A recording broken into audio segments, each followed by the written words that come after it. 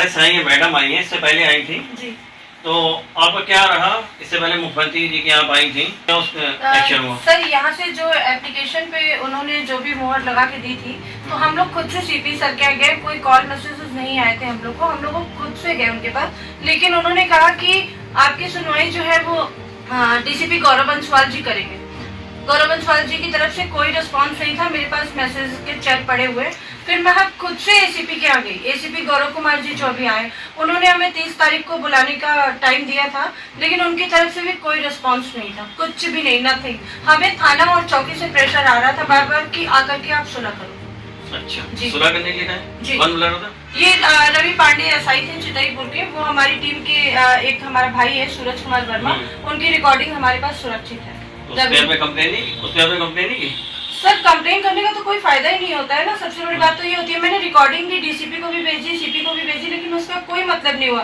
शाम को रिकॉर्डिंग, सुबह में उन्होंने फोन किया, मैंने सुबह की रिकॉर्डिंग भेजी, फिर वो शाम के फोन करते हैं, फिर वो नेक्स्ट डे मॉर्निंग में भी फोन करते हैं, तीनों रिकॉर्डिंग हमारे पास सुरक्षित है। तो आज आप लोग मुख्यमंत्री जी के और डीजीपी कार्यालय गए, तो क्या आपका रिस्पॉन्स रहा? सर मैंने वापस से जनता दरबार में एप्लीकेशन सबमिट किया है, उन्होंने कहा है कि ठीक है। आज उन्होंने पिक भी ली है हमारे एप्लीकेशन की कि ठीक है, अगर नहीं कार्रवाई होती है तो मैं ये योगी जी तक पहुंचाऊंगा कि ये महिला 2 बार आ चुकी है और सूदखोर के खिलाफ कार्रवाई नहीं हो रही। वापस से हम लोग डीजीपी सर के पास गए, उन्होंने हमारे एप्लीकेशन में लिख दिया कि एसआईटी की टीम गठित होकर जाएगी और आपकी जाँच होगी। तो आप उनसे संतुष्ट हैं? जी जी बिल्कुल संतुष्ट हूँ, बहुत संतुष्ट हूँ। तो आप लोग ये देखिए एक नई पीड़िता है और नए सूदखोर का ये खुलासा भी करेंगी। जी मेरा नाम बबीता पांडे है और हम प्रहलाद पांडे की बात कर रहे हैं, जो कि मतलब कि पहले से तो ये मित्र थे और उनका परिचय जैसे कि हम लोग पहले से जानते हैं।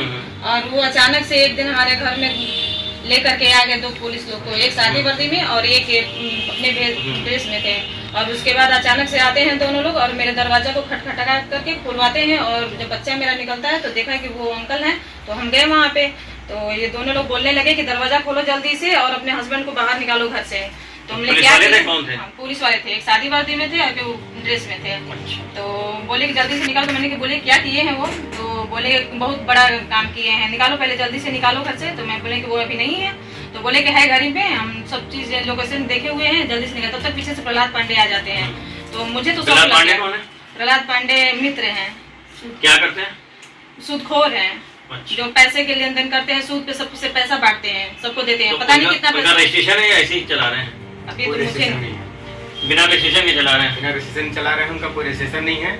और इसी तरह सबको पैसा देते हैं, जब पैसा नहीं मिलता है तो पुलिस वालों को लेकर के जो है इसी तरह उठाते हैं, सबको टॉर्चर करते हैं और सब परिवार वालों को गाली गलौज करते हैं। अभी एक जो है ऑडियो वायरल हुआ होगा जिसमें मेरे बड़े भाई को और मेरे पिताजी को गाली दे रहे हैं, माँ बहन की गाली दे रहे हैं और उसको लगभग 3-4 दिन हो चुका, उस पर कोई कार्रवाई नहीं है, जिस वजह से हम लोग को यहाँ आना पड़ा। लखनऊ आप भी आए? जी। अच्छा। यहाँ पे एप्लीकेशन देने के लिए आए और फिर हम लोग अभी गए हैं और वहाँ से हम लोग काफी संतुष्ट हैं। आप संतुष्ट हैं? जी डीजीपी साहब के? जी जी। और आप भी आए इससे पहले?